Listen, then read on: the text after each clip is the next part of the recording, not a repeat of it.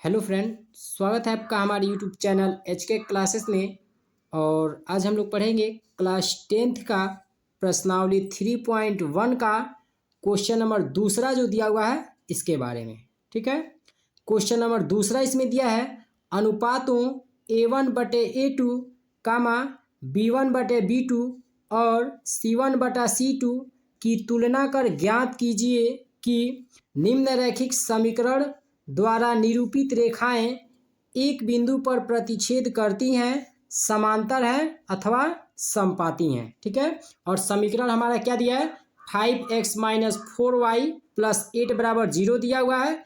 और एक क्या दिया समीकरण इसमें 7x + 6y - 9 = 0 दिया हुआ है। ठीक है, तो सबसे पहले हम लोग यहाँ पे हल लिखेंगे। ठीक है, और हल लिखने के बाद से देखिए इसमें क्या करेंगे, तो समीकरण 1 मान लेते हैं और इसको समीकरण 2 मान लेते हैं। ठीक है, यानी समीकरण 1 इसमें क्या दिया है 5x - 4y + 8 = 0 दिया है, ये समीकरण 1 दिया हुआ है। और समीकरण 2 हमारा क्या दिया है 7x + 6y - 9 = 0 दिया हुआ है। ठीक है, तो इसमें पहला जो समीकरण है इसके लिए हम क्या मानेंगे a1 बराबर x का जो गुणांक 5 दिया हुआ है वो हमारा a1 का मान हो जाएगा। यानी a1 बराबर कितना हो जाएगा x का गुणांक 5 है तो 5 हो जाएगा। ठीक है, और b1 बराबर क्या हो जाएगा b1 बराबर y का जो गुणांक दिया है -4, तो यही हमारा b1 का मान हो जाएगा। यानी b1 बराबर क्या हो जाएगा -4 हो जाएगा। ठीक है, और c1 बराबर क्या हो जाएगा 8 हो जाएगा, यानी ये जो अचर पद दिया हुआ है। ठीक है, अब उसके बाद कर रहा है a2, इसमें a2 का हमको मान चाहिए। तो दूसरे समीकरण में x का जो गुणांक 7 दिया हुआ है ये हमारा a2 का मान हो जाएगा। यानी a2 बराबर क्या हो जाएगा 7 हो जाएगा। और b2 बराबर क्या हो जाएगा b2 बराबर y का जो गुणांक 6 दिया है तो ये हमारा b2 का मान हो जाएगा। यानी y बराबर, और c2 हमारा क्या हो जाएगा c2 बराबर हमारा -9 जो दिया है अचर पद, तो ये हमारा c2 हो जाएगा। यानी -9 हो जाएगा c2 बराबर। ठीक है, लिखेंगे तब प्रश्नानुसार। ठीक है, लिखेंगे तब प्रश्नानुसार क्या हमको चाहिए इसमें a1/A2 बराबर b1/B2 बराबर c1/C2 हमको इसमें रखना है। ठीक है, तो देखिए a1 का मान कितना है 5 दिया है तो यहाँ पे 5 रख दीजिए। ठीक है, और a2 का मान कितना मान है 7 मान है तो 7 रख देंगे, बराबर b1 का मान कितना दिया है -4 दिया है तो -4 हो जाएगा। ठीक है, और b2 का मान कितना दिया है 6 दिया है तो 6 रख देंगे। ठीक है, बराबर c1 का मान कितना दिया है 8 दिया है तो 8 रख देंगे, और c2 का मान -9 दिया है तो 9 रख देंगे। ठीक है, अब देखिए हमको इसमें क्या देखना है, हम देख रहे हैं इसमें कि यानी जो a1/A2 दिया है तो a1 का मान इसमें कितना दिया है 5 दिया है, और a2 का मान कितना दिया है 7 दिया है, बराबर b1 का मान कितना दिया है -4 और b2 का मान कितना दिया है 6 दिया है। तो देखिए a1/A2 बराबर b1/B2 इसमें दिया है नहीं है, यानी 5/7 के बराबर -4/6 नहीं है, तो इसीलिए यहाँ पे ये बराबर नहीं है तो डज नॉट कर देंगे। यानी 5/7 डज नॉट इक्वल टू -4/6 हो जाएगा। अब हम जान रहे हैं कि जब A2 बराबर नहीं है किसके B1/B2 के, तो C1/C2 हमको करने की ज़रूरत नहीं है। ठीक है, ठीक है, अतः ग्राफ जो होगा वह क्या होगा प्रतिच्छेदित होगा। क्या लिखेंगे यहाँ पे ग्राफ जो होगा वह प्रतिच्छेदित होगा। ठीक है, और यही हमारा क्या हो जाएगा आंसर हो जाएगा। क्लियर, अब देखते हैं इसमें दूसरा जो समीकरण दिया है क्या दिया है इसमें 9x + 3y + 12 = 0 दिया है, तो इसको हम समीकरण 1 मान लेते हैं। और दूसरा इसमें क्या दिया है 18x + 6y + 24 = 0 दिया है, इसको समीकरण 2 मान लेते हैं। ठीक है, अब जब 2 मानेंगे तो यहाँ पे क्या लिखेंगे, यहाँ पे हल लिखेंगे, और हल लिखने के बाद से इसमें बस वही लिखेंगे। यानी a1 बराबर समीकरण 1 के लिए x का जो गुणांक होगा वही हमारा a1 का मान होगा। तो समीकरण 1 में x का गुणांक 9 दिया है तो इसलिए a1 बराबर क्या हो जाएगा 9 हो जाएगा। ठीक है, अब देखिए b1 बराबर क्या हो जाएगा, यानी समीकरण 1 में y, यानी समीकरण 1 में y का जो गुणांक दिया है वो हमारा b1 हो जाएगा। तो y का गुणांक क्या दिया है 3 दिया है, तो इसीलिए b1 बराबर क्या हो जाएगा 3 हो जाएगा। ठीक है, और c1 बराबर क्या हो जाएगा अचर पद हमारा जो ये 12 दिया है तो ये c1 बराबर हो जाएगा, यानी c1 बराबर 12 हो जाएगा।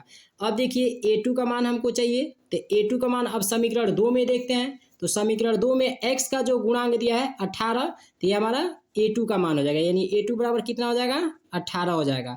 और B2 बराबर क्या हो जाएगा, समीकरण 2 में y का गुणांक देखेंगे, y का गुणांक क्या दिया है 6 दिया है, तो इसीलिए B2 बराबर क्या हो जाएगा 6 हो जाएगा। ठीक है, अब इसके बाद से क्या देखेंगे इसमें, यानी C2 का मान देखेंगे।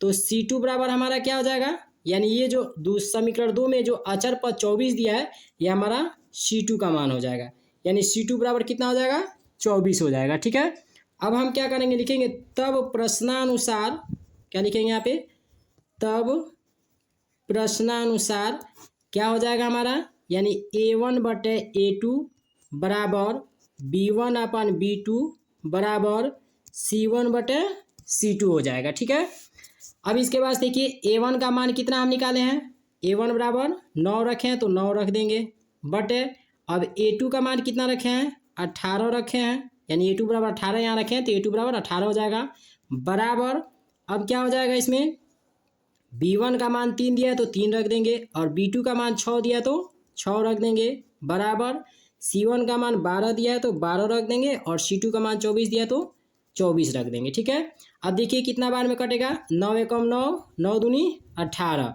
3 एकम 3, 3 दूनी 6, और 12 कम 12, 12 दूनी 24, यानी कितना मान आ गया हमारा 1/2 बराबर 1/2 बराबर 1/2 हो गया।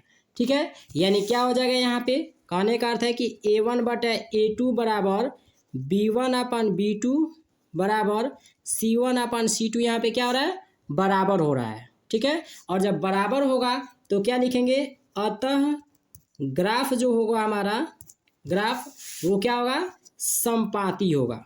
ठीक है, क्या लिखेंगे इसमें, ग्राफ समपाती होगा, और यही हमारा क्या हो जाएगा, आंसर हो जाएगा।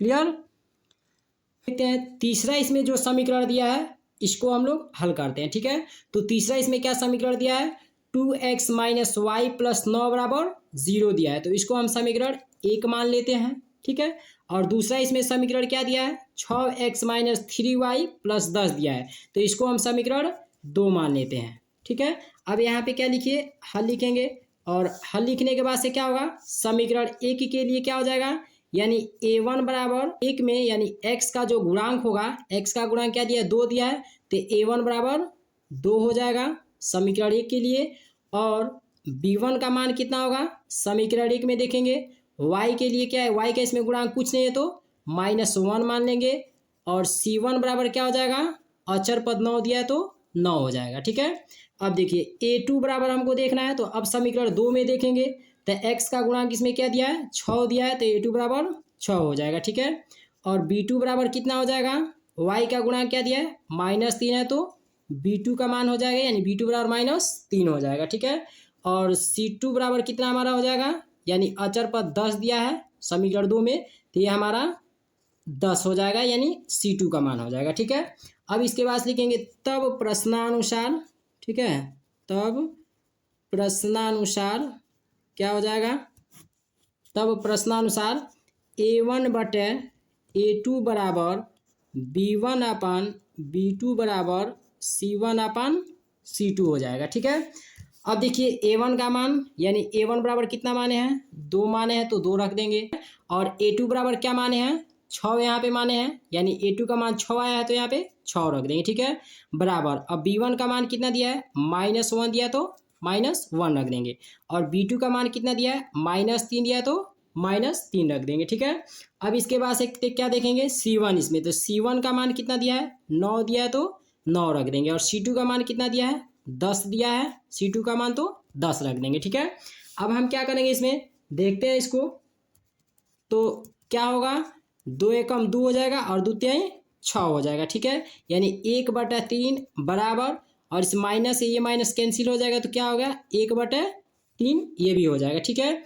और बराबर क्या हो जाएगा 9/10 हो जाएगा, यानी कहने का क्या अर्थ है कि A1/A2 जो दिया हुआ है, यानी A1/A2 जो है वो B1/B2 के बराबर है, लेकिन C1/C2 जो है वह बराबर नहीं है, अतः ग्राफ जो होगा वो क्या होगा, अतः ग्राफ जो होगा वो समांतर होगा। क्या होगा इसमें? समांतर होगा। ठीक है, और यही हमारा आंसर हो जाएगा। क्लियर?